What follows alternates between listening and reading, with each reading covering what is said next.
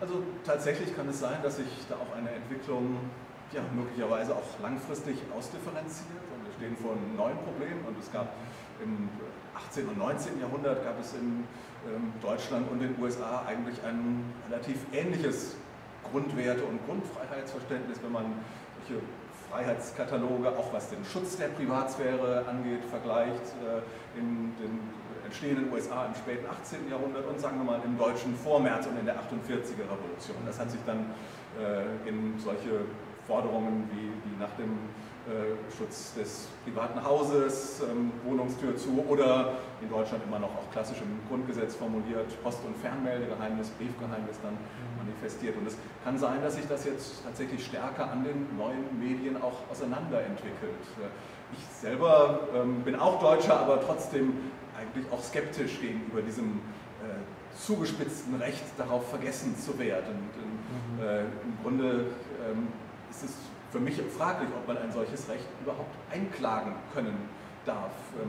Wenn wir das auf andere Medien übertragen, dann müsste das ja heißen, dass ich auch möglicherweise in anderen Records, die früher schriftlich gewesen sind, darauf klagen kann, keine Spuren meines Lebens hinterlassen zu dürfen. Und das scheint mir doch auch eine fragwürdige Vorstellung. Vielleicht auch, weil ich von einem anderen Begriff sozusagen, im Grunde sozusagen meines politischen Weltbildes, auch einem anderen Grundbegriff herkomme, eigentlich eher einem republikanischen Freiheitsverständnis, das von einer öffentlichen Existenz des Menschen ausgeht.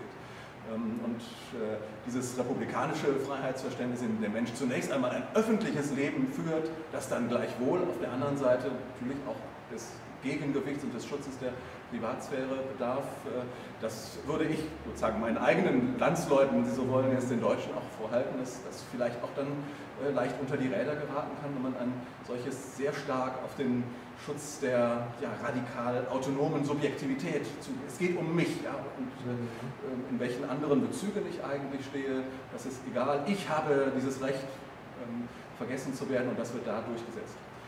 Aber das ist vielleicht dann auch, also nicht etwas, was in anderen Themen, an anderen Themen dann immer nur deutsch ist, und die Amerikaner sehen das anders. Es gibt auch Themen, die mit Privatheit zusammenhängen und in denen die Lagerungen dann genau andersrum sind. Und Sie zum Beispiel auch Aspekte, die in den USA, gerade auch in der Geschichte des 20. Jahrhunderts, als Right to Privacy verhandelt worden sind. Wenn wir uns überlegen, wie stark das Recht auf Abtreibung in den USA durch dieses Supreme Court Urteil Roe v. Wade in den frühen 70er Jahren, das Recht der Frau auf Abtreibung, wie immer es jetzt sozusagen umgesetzt wird, aber von einem liberalen, progressiven Standpunkt aus idealerweise als Recht der absoluten, radikal autonomen Selbstbestimmung, in dem Fall der Frau über ihren Körper, festgestellt hat. So etwas wäre in Deutschland nicht denkbar. Das ist wieder ein anderes Thema, an dem wir in Deutschland viel stärker sozusagen kommunitärer oder durch konkurrierende Wertehorizonte eingebunden sind.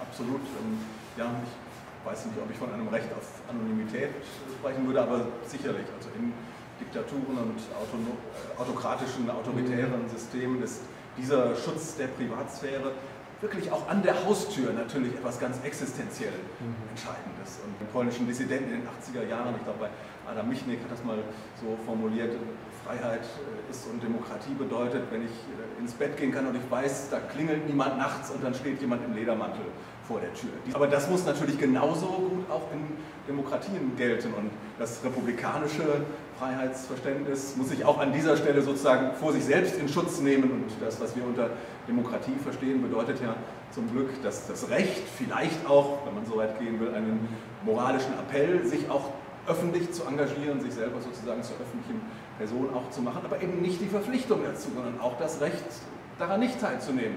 Das ist auch eine Frage, die wir am Wahlrecht oder an der Wahlpraxis immer wieder kritisch diskutieren. Man kann die Leute eben nicht dazu zwingen, man kann sie auch, und wir wollen sie nicht dazu zwingen, in politischen Parteien sich zu engagieren, und sie müssen die Tür auch zumachen können und ein Leben nur radikal für sich führen können, wenn sie das wollen.